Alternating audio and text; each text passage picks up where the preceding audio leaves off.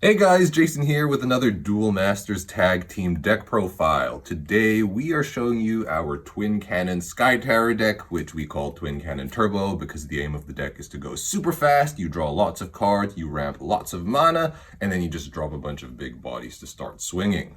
In the past, we thought that playing a Bombazar Blue-esque style deck was the best use for Twin Cannon. You know, we were like, it's a pretty good engine, you soul swap, bring Twin Cannon out. But we actually found that that concept fell quite flat in practice. Reason is, you spend so much time ramping to 7 mana, you try to attack the opponent and stuff, but the moment Twin Cannon gets removed, you kind of just lose all of your momentum. So we thought, you know what? Why don't we just pay homage to our previous iteration? We played with Essence Elf, play lots of chargers, and it's a whole lot of fun. To start things off, we have 4 copies of Essence Elf. Now, Essence Elf is one of those cards that I really think should see a lot more play than it does, given its effect of reducing your spells by 1. And he costs really cheap as well. I don't see why people don't run him more. Yeah. And the reason why Essence Elf can be so good is you can run a lot of cheap spells. So we have 4 copies of Fairy Life. With the discount that Essence Elf gives, Fairy Life only costs 1. Or rather, it really doesn't cost anything because you get the mana back. And sometimes you don't hit Essence Elf 1 too. Fairy Life is not a bad consolation prize either. Yeah. We also have 4 copies of Energy Stream. This deck does run a lot of, I guess, quote-unquote -1s with your Fairy Lives, so you do need some draw power. And Energy Stream for 2 mana, not too bad. Speaking about more draw, we have 4 copies of Eureka Charger. So Eureka Charger, basically the whole deck, you can think about what would happen if all these spells costed 1 less. And the answer to that is, it would be pretty insane. Eureka Charger also works well off of the next card, which is Emergency Typhoon.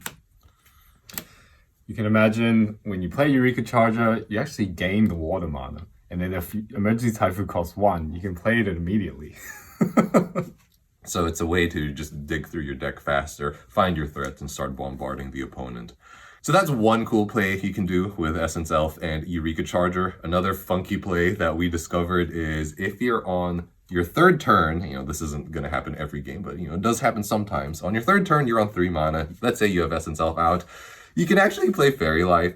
You play Fairy Life for free, basically, because of Essence Elf. And then you have 3 remaining untapped mana. So you can actually curve into Eureka Charger, and then you ramp 2 mana in that turn. It's pretty wild, and it doesn't really work the other way around because, as Andrew said, Eureka Charger is a water mana, so you can't fulfill the nature requirement. But you can play this. So lots of funny plays all around. Contrary to popular belief, this deck does run creatures. So for creatures, we are running 4 copies of Rumbling Terrorhorn.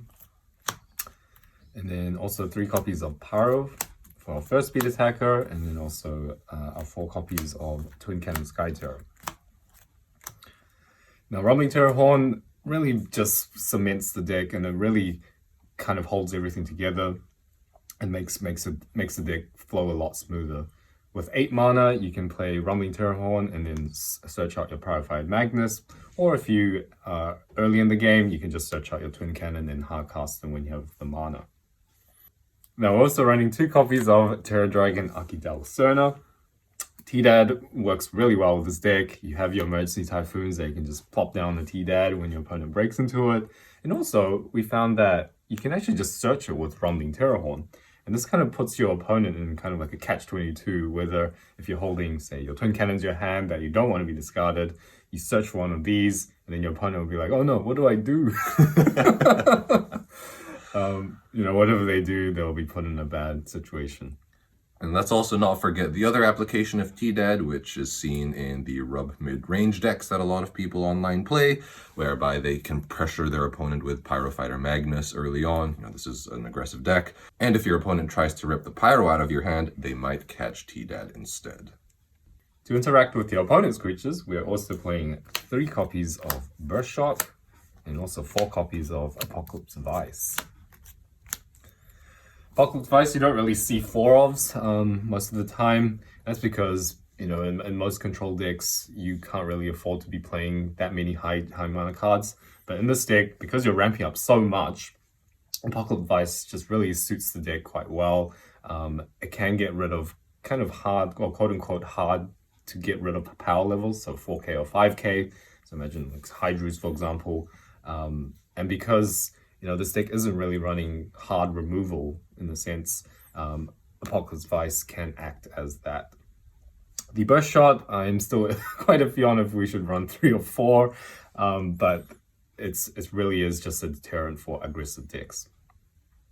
I really can't stress how important Apocalypse Vice is in this deck. I would say it's probably in like the top 3 most important cards.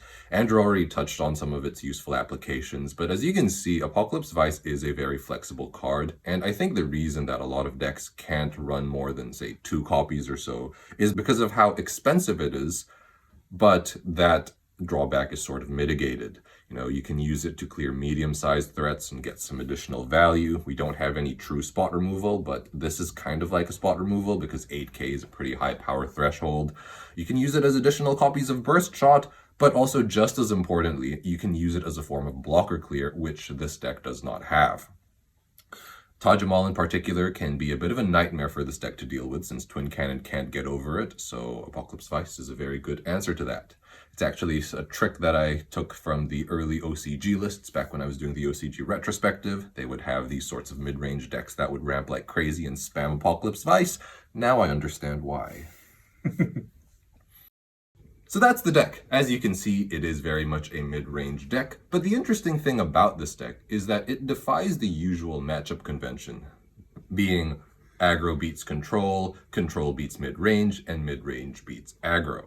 Now don't get me wrong, I think this deck does have a pretty competitive matchup spread, but if I were to assign advantages to the archetypes, I would say that this deck has a better time against control and tends to struggle more against aggro. The reason for that is because you're able to summon big body, or maybe not big body, but like medium to large sized bodies, threat after threat against control, and it's pretty hard to deal with.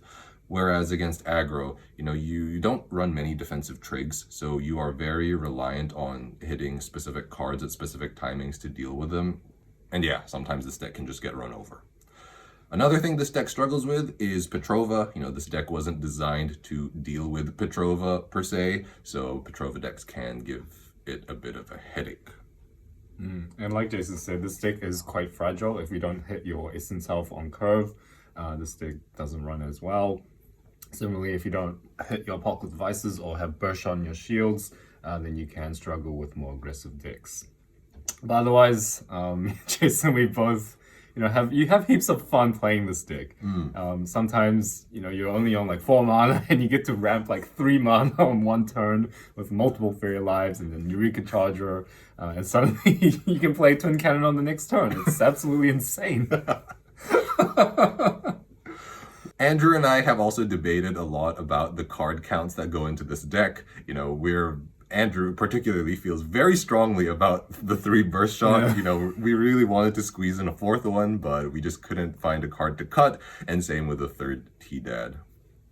Yeah, but maybe you guys have some ideas. Definitely give this deck a try. Yeah, and let us know what you think. So is this deck all swag and no substance? Let us know in the comments. But as usual, you know, thank you guys so much for watching. Stay safe, and we'll see you guys next time.